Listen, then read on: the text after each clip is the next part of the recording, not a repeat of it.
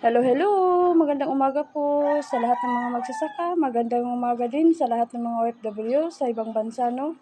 Kumusta po, mga ka-farmers? So, nandito ako ngayon sa palayan namin, no? So, ito yung tapos kong maligo, pumunta ako direct sa palayan namin, no? So, chine-check ko kung yung tinatalim ko last week, nandyan pa ba? So, nakikita ko, mga ka-farmers, marami yung kinakain. Pero buti sa ngayon, kasi mga ka-farmers, wala ng tubig.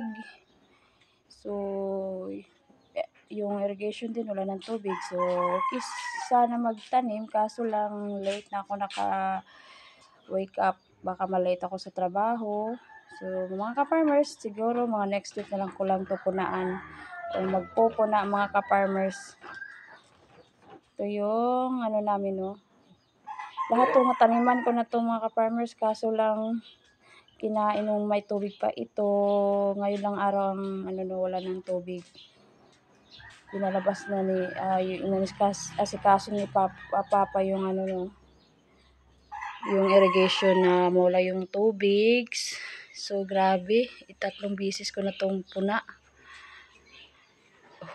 Puna na naman ulit.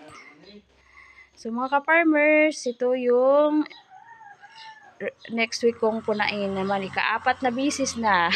So mas mabuti siguro mga pagtaas na yung palay, punaan ko na. Sa ngayon huwag muna kasi baka babalik yung irrigation may tubig ulit. Tapos magka-leaking na naman, pupunta sa palayan namin at kuhol, balik ulit, mabubuhay.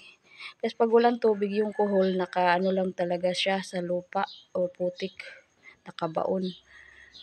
Mabubuhay lang sila pag may tubig. So, salamat po. Thank you for watching, mga ka-farmers.